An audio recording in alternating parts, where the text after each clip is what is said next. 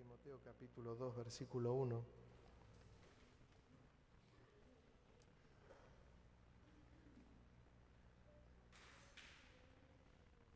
Exhorto ante todo a que se hagan rogativas, oraciones, peticiones y acciones de gracias por todos los hombres, por los reyes y por todos los que están en eminencia, para que vivamos quieta y reposadamente en toda piedad y honestidad. Romanos capítulo 13, versículo 1.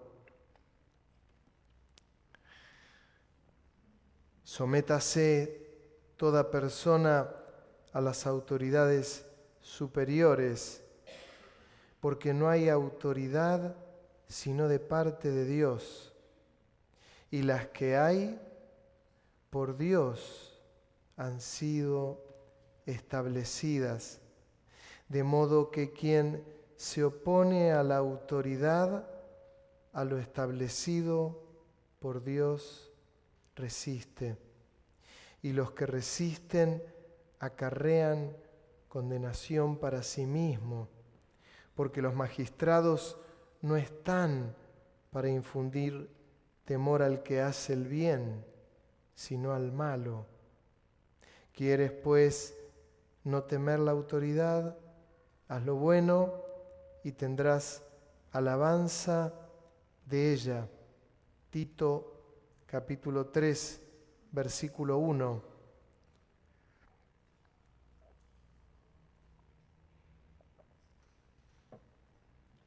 Recuérdales que se sujeten a los gobernantes y autoridades, que obedezcan, que estén dispuestos a toda buena obra.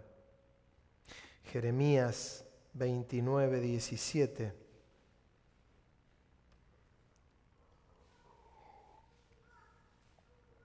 Y procurad la paz de la ciudad a la cual os hice transportar. Fueron a Babilonia, escuchen. Y rogad por ella a Jehová, porque en su paz tendréis vosotros paz.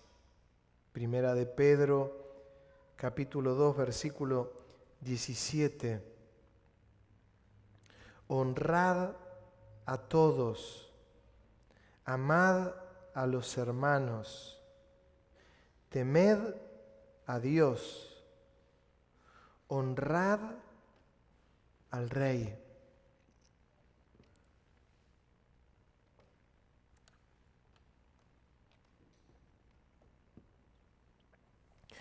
Vivimos en un país maravilloso,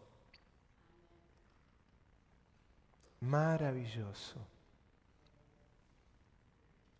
rico, grande, inagotable.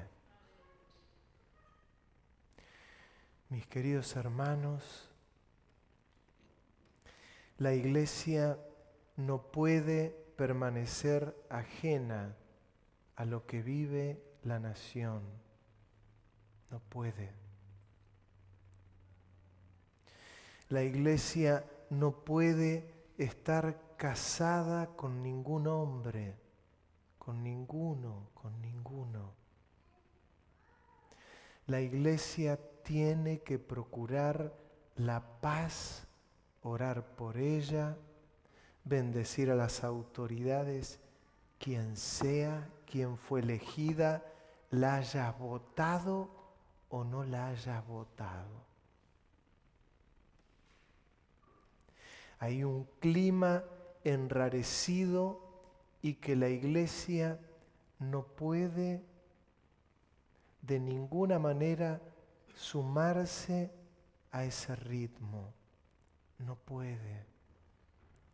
Lo mismo que queremos vivir en la Iglesia y que pretendemos vivir en la Iglesia con la autoridad, tenemos que vivir lo mismo con lo que pasa afuera. La iglesia no es golpista. La iglesia va a votar como todos, y unos votan a uno, otros votan a otros, pero terminó eso y la iglesia sigue orando por la paz de la nación. La iglesia no hace proselitismo, no lo hace.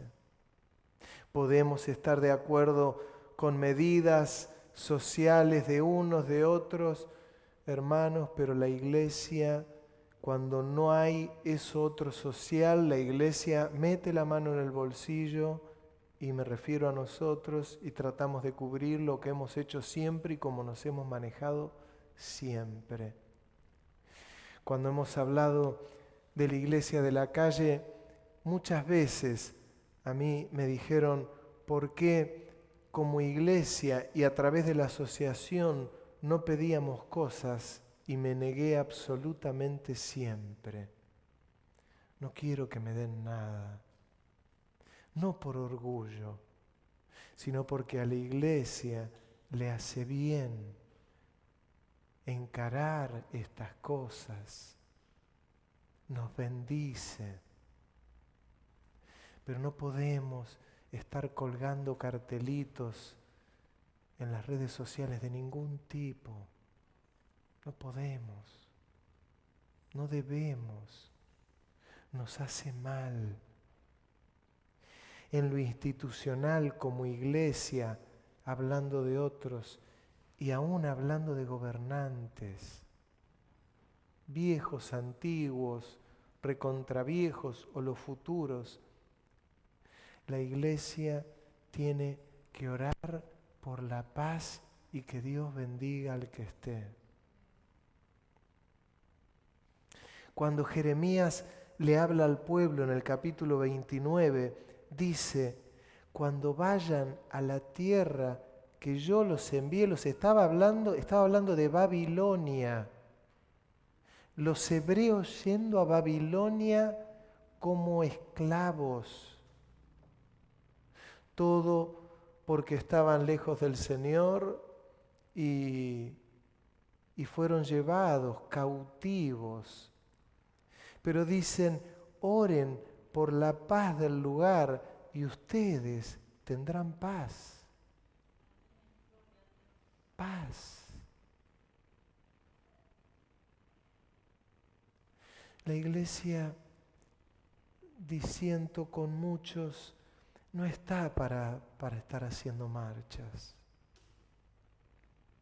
Sí, la marcha para Jesús si quieren, pero partidarias. ¿Está para eso la iglesia? No está para adorar a Dios, no está para predicar el Evangelio, no está para dar un mensaje esperanzador, no está para hablar la verdad del Evangelio. No está para eso.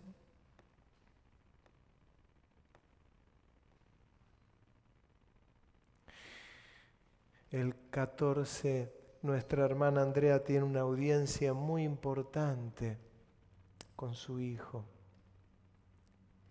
La iglesia está para eso. La iglesia está para bendecir a Andrea. Donde hay situaciones delicadas, conflictivas, muchas veces de vida o muerte, la iglesia está para eso. ¿De qué te sirve que al gobierno que esté de turno le vaya mal? ¿Para qué? No quiero que le vaya demasiado bien porque que le vaya muy bien. Que le vaya extremadamente bien. Y que haya paz. Nosotros no sabemos lo que es guerra, ni persecución, ni hambre, gracias a Dios. Gracias a Dios. pero un verdadero mover del Espíritu Santo no me va a llevar a discutir de cuestiones políticas. ¿Saben? Lo vemos pasar por arriba. La corrupción es tan alta en todos los niveles y en todos los gobiernos. Pasados, recontrapasados, presentes y futuros. Y la iglesia lo que tiene que hacer es orar para que de alguna manera termine la situación.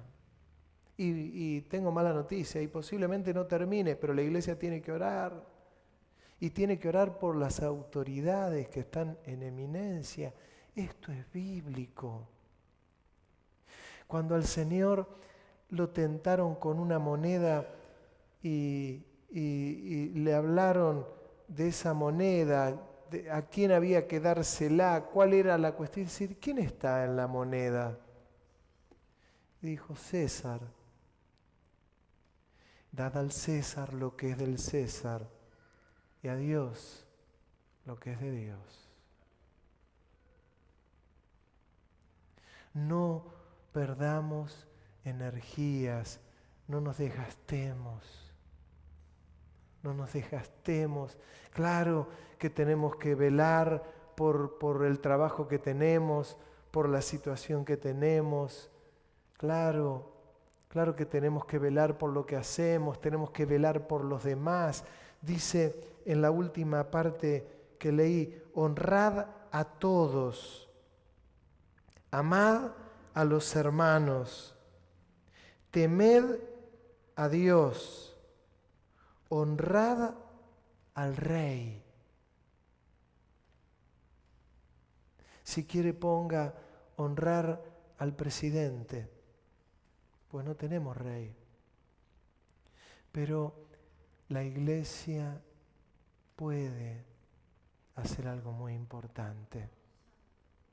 No lo va a hacer si nos ocupamos en discusiones.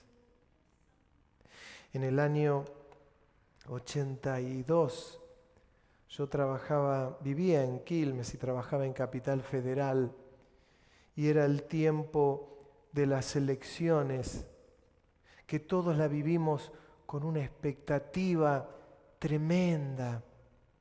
Allá en Capital Federal era fuertísimo lo que se vivía y había discusiones tremendas en las esquinas. Quienes defendían a Alfonsín y quienes defendían a... ¿Cómo era el peronista? Luder. Y horas,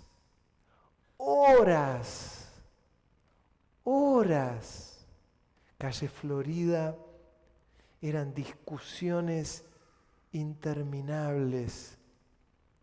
No estoy en contra de la política. Si alguno tiene un llamado a la política, métale, vamos a orar por usted, vamos a bendecirlo. Pero la iglesia me parece que está para otra cosa. La iglesia está para otra cosa. Y uno va a votar a uno y el otro va a ir a votar al otro, y está bien. Pero discusiones, ni un milímetro. Es más fácil, es más tremendo si la iglesia de verdad comienza a orar. Nosotros tenemos un día de oración los miércoles, 6:30 de la tarde. Está Carla llevándola adelante con otros hermanos. Y saben, son poquitos los hermanos que van. ¿Será que esas reuniones tienen que comenzar a ser ya no de 6, de 20, de 30, de 40? y después de orar y quebrantarnos para que Dios nos trabaje, para que el Espíritu Santo nos use, para que nos transforme, después de estar orando, pidiéndole que bendiga a la nación, que bendiga su obra, que bendiga a la iglesia de Bahía Blanca, que bendiga a Andrea, que tiene una audiencia importantísima, que bendiga a la otra Andrea, que la bendiga a Giselle, que buscaba trabajo, que lo bendiga al otro, y al otro, y al otro. La cosa cambia. La cosa cambia. Tiene que haber un mover de parte del Espíritu Santo que nos lleve a tener otra identidad. No a clavar cartelitos, a orar. No a poner frases. Cuidado no sea que estemos tomando partido e ignores muchas cosas. Cuidado, porque nos hará mal. Nos hará mal a todos, absolutamente. Nos quedan unos 10 minutos, 15 minutos. Yo quiero invitarlos que tomen el lugar que quieran, sentados, arrodillados, clamando. Yo les voy a pedir que estemos orando por dos cosas. Por nuestra nación. No puede volver a haber violencia. Nuestra nación ya vivió mucha violencia.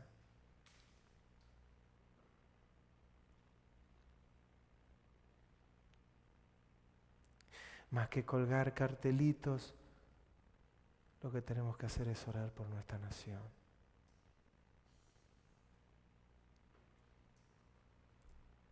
Necesitamos esto.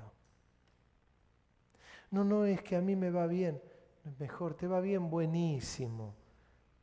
Ponete a clamar por la nación, por la gente que no tiene trabajo, por las economías regionales, por la corrupción, por los jueces, por la policía, por los médicos, por los maestros, por los senadores, los diputados, los gobernadores, el presidente. No es que no lo voté, tranquilo. Dice que las autoridades las pone el Señor. Todas. Las espirituales y las naturales.